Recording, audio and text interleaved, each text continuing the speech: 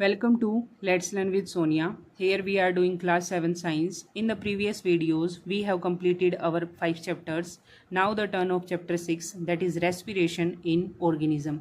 Respiration क्या होता है? Respiration एक ऐसा प्रोसेस है जिसमें organisms फूड का ब्रेक डाउन करके एनर्जी को रिलीज करते हैं by the use of oxygen.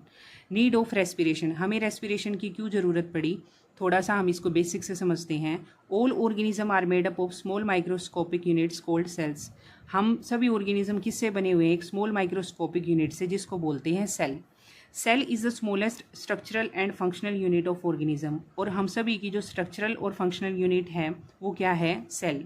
Each cell of an organism perform certain functions such as nutrition, transportation, excretion and reproduction. जो सेल होती है वो हमारी बॉडी के अंदर बहुत सारे इंपॉर्टेंट फंक्शन को करती है, जैसे ट्रांसपोर्टेशन हो गया, एक्सक्रीशन हो गया, रिप्रोडक्शन हो गया, और भी बहुत सारे. To perform these function the cell need energy. अब इतने सारे एक सेल पर फंक्शन परफॉर्म कर रही है तो उसको एनर्जी की तो रिक्वायरमेंट होगी. Even when we are eating, sleeping और रीडिंग वी रिक्वायर एनर्जी. जब हम सो रहे होते हैं, पढ़ रहे होते हैं या खाना खा रहे होते हैं, उस टाइम पे भी हमें एनर्जी की ज़रूरत होती है. Hence all living organism need food which gives them the required energy. इसीलिए सभी ऑर्गेनिज्म को किसकी ज़रूरत होती है? फूड की, क्योंकि उससे हमें क्या मिलती है? Energy. The energy present in the food gets release during respiration. और जो ये एनर्जी है ये कब रिलीज होती है? जब फूड का ब्रेक डाउन होता है. और ये किसकी हेल्प से होता है? रेस्पिरेशन के through. Cellular respiration, the process of break down of food in the cells with the release of energy is called cellular respiration. अब सेलुलर रेस्पिरेशन क्या है? एक ऐसा प्रोसेस जिसमें किसी भी सेल्स के अंदर फूड का ब्रेक डाउन होता है और एनर्जी रिलीज होती है, उसको बोलते हैं cellular respiration. The air we breathe is transported to all parts of the body. अब जो हम एयर ब्रीद करते, सांस लेते हैं, वो हमारी पूरी बॉडी के अंदर ट्रांसपोर्ट हो जाती है. And ultimately to each cells. अब वो कहाँ पे पहुंच जाएगी? जितनी भी हमारी बॉडी की सेल्स हैं उनके पास. Oxygen in the air help in the break down of food. और यही ऑक्सीजन क्या करेगी? फूड को ब्रेक डाउन करने में हेल्प करेगी. It takes place in the cells of all organism. और जो ये सेलुलर रेस्पिरेशन होता है ये सभी ऑर्गेनिज्म के अंदर होता है. In the cell the food glucose is broken into carbon dioxide and water using oxygen. और ऑक्सीजन का यूज करके जो हमारी बॉडी के अंदर फूड है और वो किसकी फॉर्म में स्टोर हो रखा है? ग्लूकोज की फॉर्म में. वो किस में ब्रेक डाउन हो जाएगा? कार्बन डाइऑक्साइड में, वाटर में, प्लस एनर्जी में. अब है जो रेस्पिरेशन होता है वो दो टाइप का होता है. फर्स्ट है एरोबिक रेस्पिरेशन और सेकंड है एनारोबिक रेस्पिरेशन. अब एरोबिक रेस्पिरेशन क्या होता है? When break down of glucose occur with the use of oxygen is called aerobic respiration. अगर फूड का ब्रेक डाउन हो रहा है, यानी कि फूड किसकी फॉर्म में स्टोर है? ग्लूकोज की फॉर्म में. अगर ग्लूकोज का ब्रेक डाउन हो रहा है in the presence of oxygen, तो उसको बोलेंगे हम एरोबिक रेस्पिरेशन. यहाँ से समझ लेना, एरो मतलब एयर. ऐसा रेस्पिरेशन जो किसकी प्रेजेंस में हो रहा है? एयर की में, उसको बोलते हैं एरोबिक रेस्पिरेशन. और जो एरोबिक रेस्पिरेशन है वो हाई अमाउंट ऑफ एनर्जी को रिलीज करता है. अगर हम इसको एक रिएक्शन के थ्रू देखें तो ग्लूकोज क्या है? फूड है जो किसकी फॉर्म में स्टोर हो रखा है? हमारी बॉडी में, ग्लूकोज में. अब क्या करेगा ये? In the presence of oxygen, जो हम ब्रीद कर रहे हैं ऑक्सीजन अंदर चली गई, वो हेल्प करेगी इसके ब्रेकडाउन में. और ये किस में कन्वर्ट हो जाएगा? कार्बन डाइऑक्साइड जो कि हम बाहर निकाल देंगे, प्लस में वाटर जो कि बॉडी के अंदर स्टोर रहेगा, प्लस में एनर्जी जो हमें हमारी सेल्स को डिफरेंट फंक्शन परफॉर्म करने के लिए हेल्प करेगी. अब दूसरा रेस्पिरेशन है एनारोबिक रेस्पिरेशन.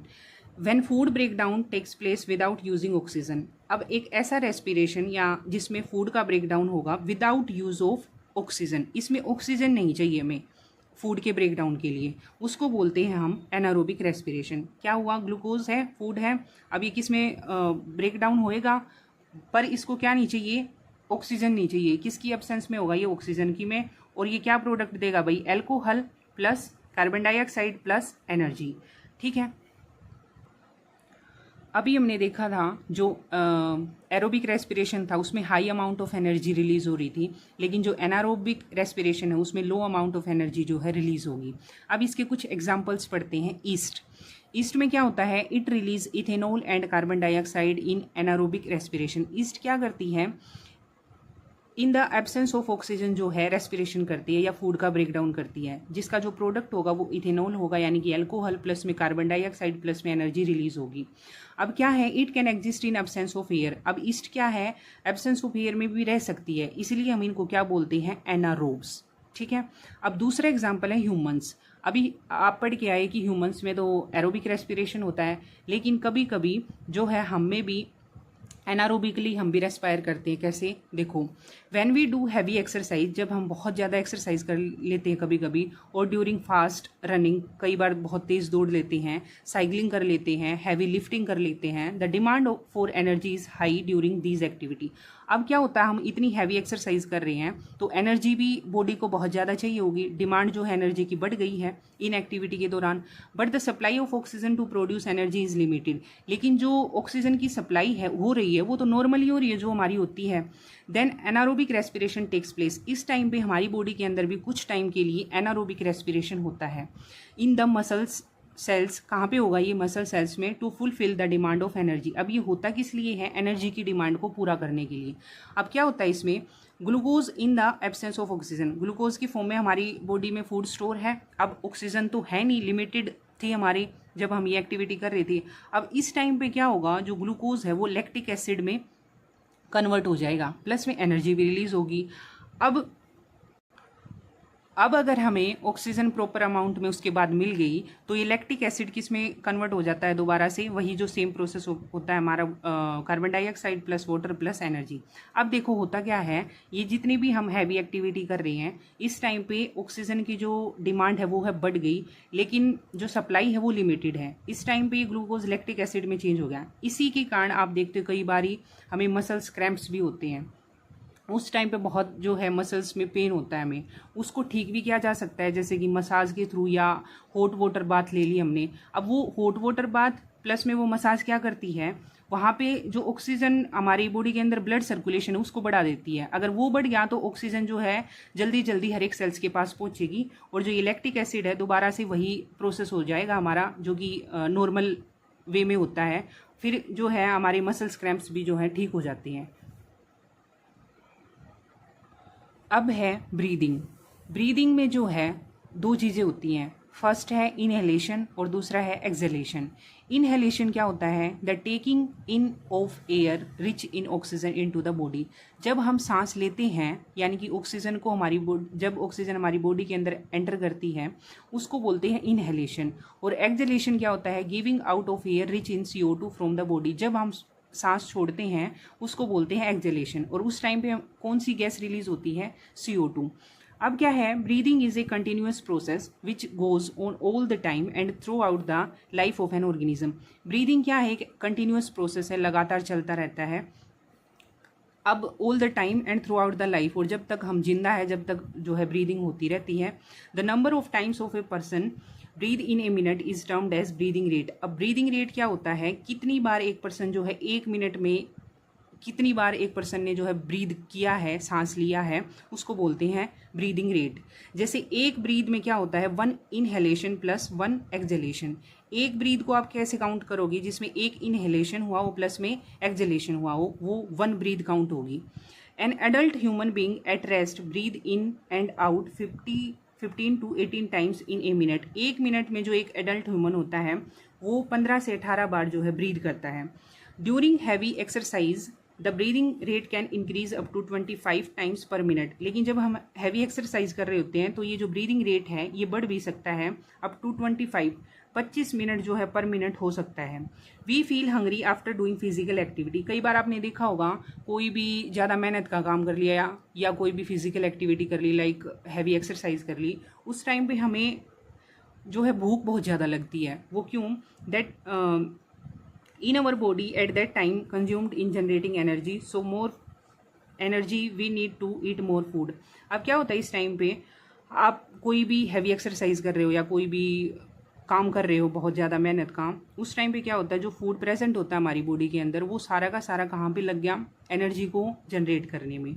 अब आप और भी ज़्यादा उस टाइम पे मान लो एक्सरसाइज कर रहे हो, जितना फूड प्रेजेंट था वो तो कंज्यूम हो गया उसमें एनर्जी को जनरेट करने में, इसीलिए हमें भूख लगती है, फिर हमें एनर्जी की और भी रिक्वायरमेंट है। अब पढ़ेंगे ब्रीदिंग इन ह्यूमंस। उससे पहले आप ये डायग्राम देखिए। हमारा जो रेस्पिरेटरी सिस्टम में जितने भी हमारे ऑर्गन्स इन्वॉल्व होते हैं वो कुछ ऐसे दिखते हैं। सबसे पहले देखो नेसल पैसेज होता है यानी कि नोस्ट्रिल्स, जिससे हम सांस लेते हैं यानी कि नाक से। उसके बाद है ओरल कैविटी, जिससे खाना खाते हो। फिर है फेरेंक्स, जो कि एक कॉमन पैसेज होता है फूड का भी और एयर का भी। फिर है ट्रैकिया, जिसको विंड पाइप भी बोलते हैं, यहाँ से हवा अंदर जाएगी। उसके बाद हमारे जो है चेस्ट कैविटी में ये लंग्स प्रेजेंट हैं। लंग्स को सराउंड कर रखा है रिब्स ने, जो कि इसको प्रोटेक्ट करती हैं। यहाँ पे जो ये स्ट्रक्चर होता है इसको ब्रोंकस भी बोलते हैं। यहाँ पे जो ये ब्रांच निकल गई इनको ब्रोंकाई भी बोलते हैं या ब्रोंक्यूल्स भी बोलते हैं। यहाँ पे एंड पे एक बल्ब लाइक स्ट्रक्चर होता है जिसको एल्वेलाई बोलते हैं। यहाँ पे हमारी बहुत सारी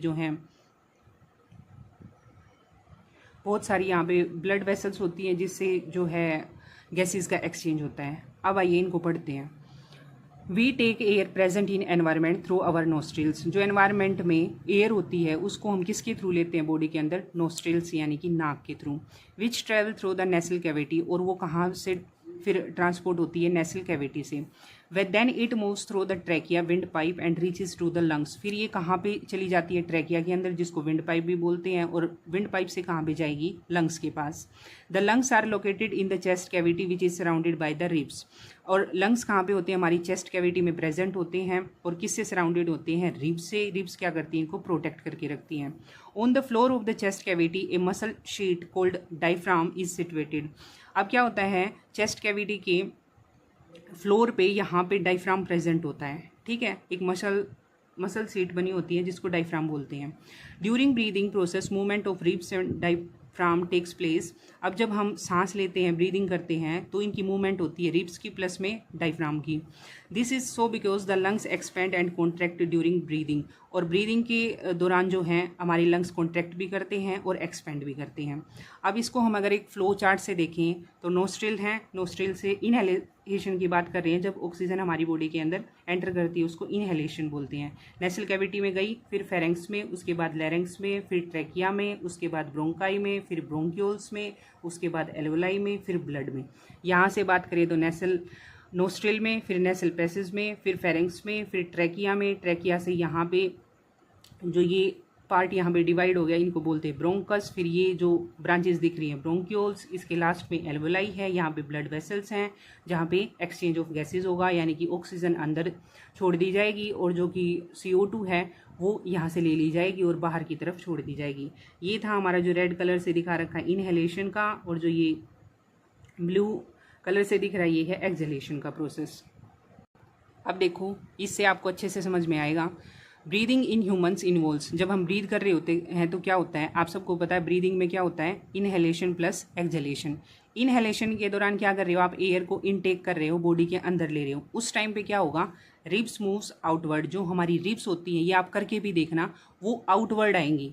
प्लस में डायफ्राम मूव्स डाउनवर्ड। अब चेस्ट कैविटी के फ्लोर पे क्या था? एक मसल शीट थी, वो क्या जाएगी?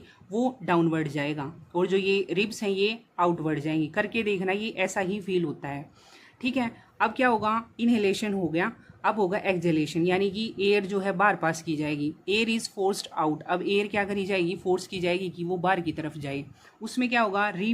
Ribs moves back. अब यहाँ पे क्या कर गई थी? वो आउटवर्ड गई थी। अब इसमें क्या करेंगी? वो बैक नॉर्मल पोजीशन में आ जाएंगी। प्लस में डायफ्राम क्या गया था?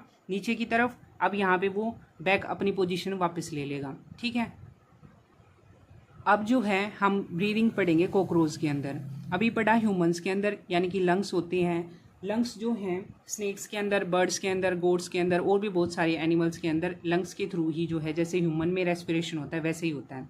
लेकिन कुछ एक ऑर्गेनिज्म में थोड़ा डिफरेंट होता है, जैसे कि कॉकरोच में। देखो, a cockroach has small opening on the side of its body. Cockroach के अंदर क्या होता है?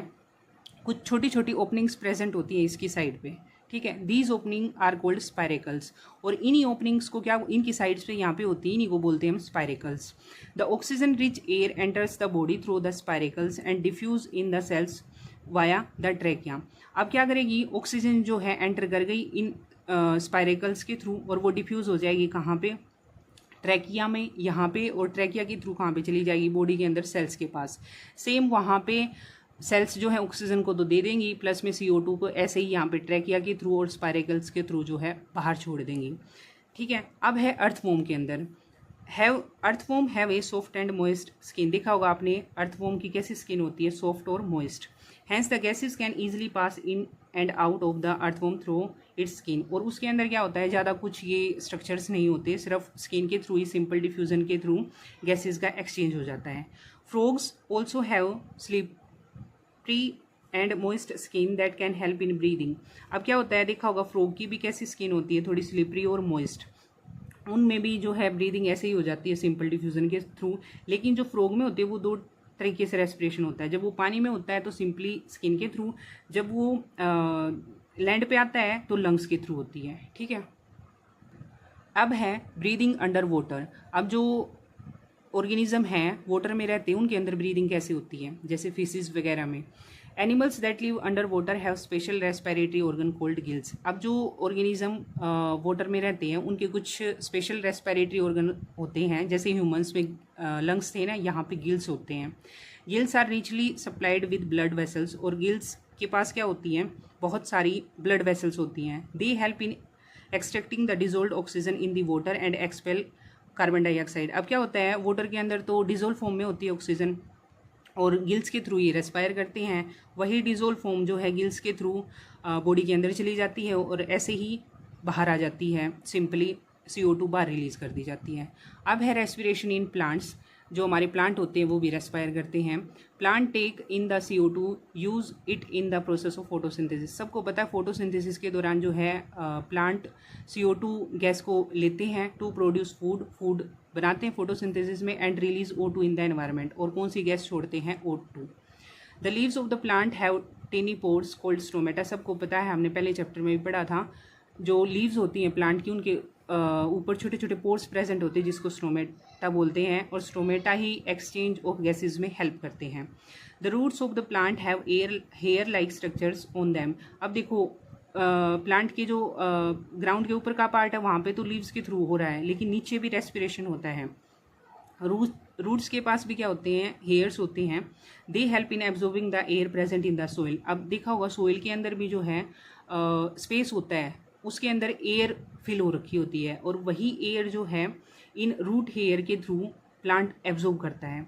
If we overwater the plant then the space between the soil particle get clogged due to it plant can died. कई बार क्या होते हैं, हम पौधे को बहुत ज़्यादा पानी दे देना, तो जो सोइल अंडरग्राउंड जो सोइल के अंदर स्पेस है ना, जिसमें ऑक्सीजन या मान लो कोई भी गैसेज एयर फिल हो रखी है, उनका जो स्पेस है वो क्लोग बंद हो जाता है। इसके कारण जो है प्लांट मर भी सकता है अगर हम किसी भी प्लांट को ओवर वाटरिंग करते हैं तो।